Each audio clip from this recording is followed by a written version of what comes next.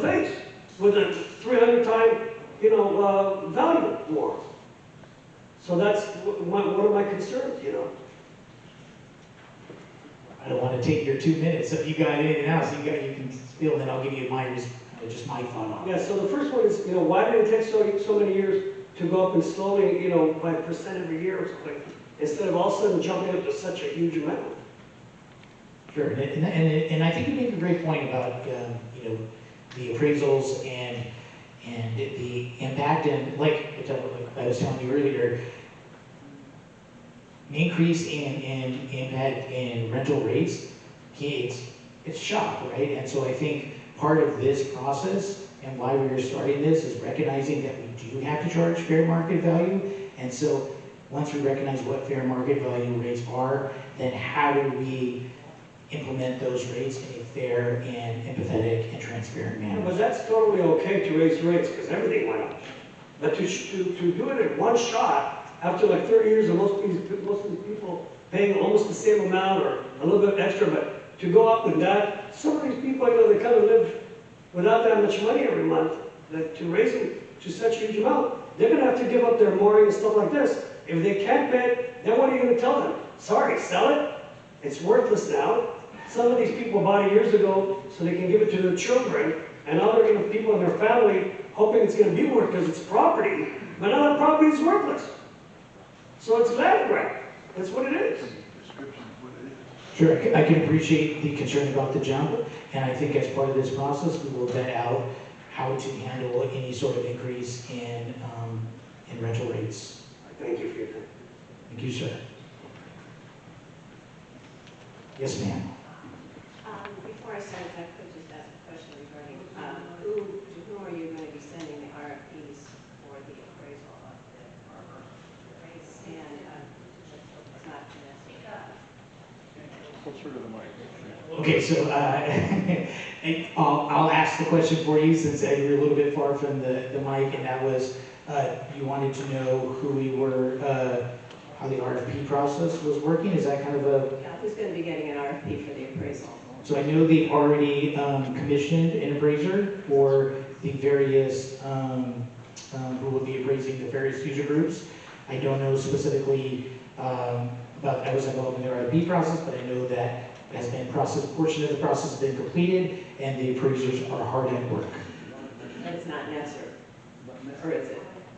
What was your next question? What question did I answer? Was the question was Netzer one of the appraisers? No, I don't believe so. No. Okay. No. I would expect one. That would. Anyway, so. Do they have a name? I thought we were transparency. Totally transparent. So, Why? I'm not familiar with the names. Lauren, do you want to comment on that? So as they finish their appraisals, their information backgrounds and their appraisals will be made part of the process. But since they haven't completed them, Also, after the appraisal, we're going to find out who's gotten the appraisal. Before we send a report to the state land. So again, just a reminder, it's hard to have conversations if we have shouting in the back. So let's be respectful of the speaker so we can get everybody a chance to talk. Go ahead, ma'am. Okay. I'm speaking on behalf of Paul Haggerness, who wasn't able to attend today and wanted to share a personal perspective as discussions continue regarding mooring policies and potential changes affecting permit holders. Quote, I'm not a large investor or someone trying to profit from Newport Harbor. I'm a father from Arizona who fell in love with Newport Beach and took a leap of faith to become a part of the harbor community. A while back, I purchased an older 46-foot sailboat named Floaty 2.0. She's far from perfect, but to my family, she represents adventure, learning, hard work, and time together. We spent countless hours restoring and improving her piece by piece. In order to secure our place in Newport Harbor, I even took out a loan to purchase a mooring permit because I believe so strongly in the opportunity it would create for my children and our future memories together. For us, this was never just about owning a boat or occupying a mooring. It was about teaching my kids responsibility and perseverance, creating experiences together on the water, becoming part of a harbor community we deeply admire, and building a long-term connection to Newport Beach. Newport has become incredibly meaningful to our family. We love the harbor, the boating culture, and the people who deeply care about preserving it. That's why potential policies involving major fee increases or changes to privately maintained moorings are concerning. families like mine, these decisions are not abstract policy discussions. They directly impact whether we can continue being a part of this community at all. I fully support safety, proper maintenance, and fair harbor management. I simply hope the city considers the human side of these decisions and remembers that many permit holders are ordinary families who sacrificed and invested greatly for the privilege of being here.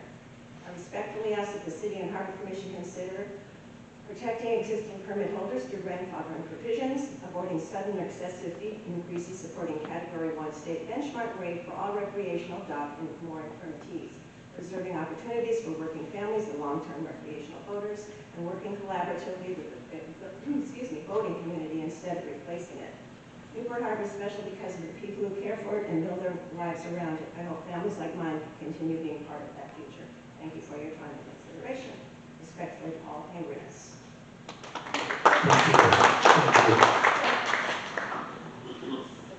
Yes, ma'am. Sam McDonald, local board in Newport Beach. Hi, Jeff and Dr. Dumal. Thank you guys for coming. Actually, when I emailed you this morning, I had no clue you were coming, so it was a pleasant surprise. To the city, it's very hard for us to trust you guys when reading this survey because of so much of what is in here doesn't seem to match what we're hearing in reality. For example, it says in the first page that the State Lands Commission found that rates for piers and moorings were below fair market value. That's not true. Moorings were not below fair market value. On the second or third page, it also said private transfers are being prohibited under the State Lands Report, which is also not true, where it said that transferability is a concern, but not necessarily transferability itself, rather than processes, and it only suggests removing transfers. That, with the fact that the appraisal that's being done right now, no one here seems to know who that appraisal was, and the big problem last time was the huge conflict of interest with the last appraiser. All of this does not give me hope and trust that the city is actually understanding the situation, understanding what's being communicated by the State Lands Commission. But my question for you is that there's a question in the survey asking people their opinion regarding the liveaboard program. And so my question is, one, why are we asking people's opinion personally about the liveaboard program? Why did the city try to get rid of it in the first place? And why is the city continuing to ask to remove that program? This is a great question, and I was curious if it was going to come up, and I'm glad you asked it. So, do you want to answer that, or do you want me to go? What was the question again? Why is the city trying to remove the liveaboard program with the first version of it, with the suggestions in this survey asking to remove liveaboards? I know I've had many discussions with you guys about liveaboards, and the State Lands Commission not in itself necessarily being opposed to liveaboards. The State Lands Commission has not recommended that Newport Beach get rid of their liveaboards, so why does the city seem like they're still attempting to remove liveaboards? Yeah, sure. So it's a fair question. So the state, taking a step back, the State Lands Commission has indicated that there may be a concern with the liveaboards potentially being in violation of the State Land California State Constitution, the public trust doctrine. And so one of the things we are studying is how we, and will be part of this process, is how in limited circumstances could we make the liveaboard program work. So nothing's being decided at this point. I think there is value in the liveaboard program. I think some of our liveaboard permittees are our eyes and ears out there, as you know.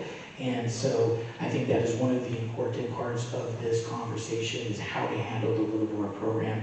And I think there's going to be a lot of conversations with that program. Yeah, thanks. Sorry for making you repeat the question. I just want to make sure it was directed at the city's process.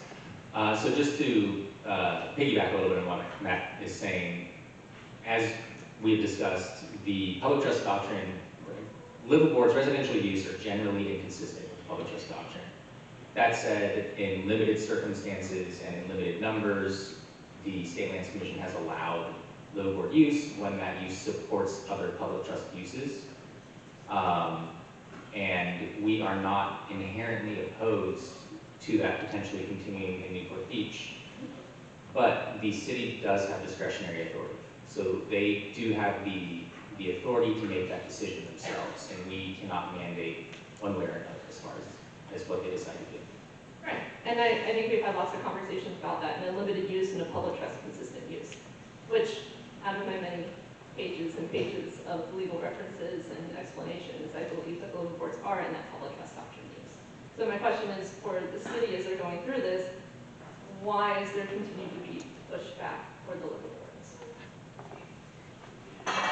I'm not sure where you're referencing pushback, but I think as part of this overall comprehensive analysis that we have to make of all the different harbor uses, I think we have to analyze the program and make sure that it is a program that is consistent with what would be allowable and the State Lands Commission would be okay with. So it's one of the things we have to study. No decisions have been made. Again, tonight's just an informational night. So that's kind of where we're starting off. Okay. And I'd like to just briefly say, all of us are within the public trust doctrine. The fishermen in the harbor, the local teachers that live on the harbor, the people who are delivering boats, the captains in the harbor, all support the harbor and are aligned with public trust doctrine. And so really take that into consideration as you are thinking about what is public trust consistent use for liquor boards. And we will make sure to invite you and every other liveaboard permittee to those Harbor Commission hearings, because I think that's an important thing to say to the Harbor Commissioners as we move through this public process. So thank you, Dan. Spanning here for the board, also morning page 510. I want to thank Matt, Jeff, you guys for actually taking our questions. This is the first time this has ever happened. At least in the past 5 years, it's always like a monologue. We get to comment, and then we get to hear your responses. So thank you for answering our questions. I have a lot of questions throughout this whole process that never really get answered. One of them is, if state lands determined that the Netzer appraisal was fair for moorings, why are there new independent appraisals happening? Was the appraisal fair, or the process of getting an appraisal fair and legal? Could you please clarify that? We haven't weighed in on the process of the appraisal.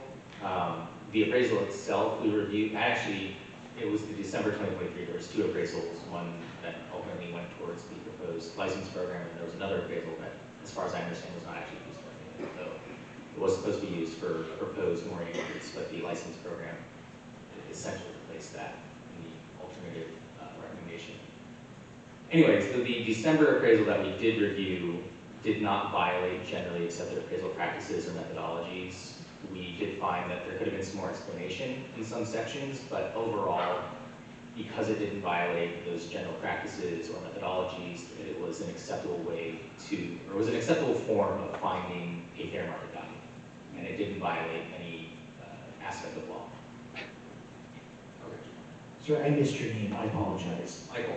Michael. And I think to answer your question, it's been some time since the last appraisal, and so I think having a fresh appraisal will give us a better feel for what the current fair market value is within the harbor, and that's why we're doing not just mooring permits, but residential piers, the yacht clubs, so that we get a fresh new appraisal to start this entire conversation. Right. And this new set of appraisals, because they're being done at the same time, there won't be any time bias in them. All of the users are going to be done at the same time. It's fair to say piers will pay the most, yacht clubs the second, moorings the least, right? That's fair, right? If I could get an answer like, yeah, that sounds fair. Well, I think we'll have to let the appraisals play out before we can answer any questions like that. I just don't see how they could come back any other way. And last thing is transferability. It seems like transferability is a no-go, there's problems with it, but maybe under certain circumstances, I would like to know, what are the red flags? Is there any way moving forward that we can still recover our down payment that we would all are expecting to recover when we leave? I know a lot of people here had to sit through a wait list. Skip Penny, you waited how many years for your mooring? 14 years an hour? 14 years. That's what you told me, 14 years. I had to wait 5, which was to save up enough money to get the permit. It was enshrined in city policy, yeah, you've heard it all. What are the red flags? Can we recover our money? Is there a path forward? Jeff, you had a slide that said you were happy to solve problems with the city. This is a problem for me and a lot of people here. What are the solutions that you guys are proposing to look out for us? I wouldn't say that at the moment we are proposing any problems. Like you said, and like I said, we are here to work with the city and consult. If there are potential solutions brought up, we will analyze those and look at how they fit within the framework of, you know, what we said ad nauseam, the Constitution, public trust doctrine, granting statutes, fiduciary duties. Generally speaking, when we look at the transfers, there are red flags. There is, in terms of the California Constitution, there's a concern of gift of public funds. There is privatization of public land. Wouldn't that apply to the peers as well? There are factual differences in terms of how those are accessed. A recreational pier is generally speaking attached to public property, and so the only realistic user is the person who can access it through that property. What about the yacht clubs? Yacht clubs are also a different use. They function again differently, where the yacht clubs do have control over who is accessing those areas. So what I hear is that we're singled out, and that it's going to end just for us. I mean, if you could, now's your chance to convince me otherwise.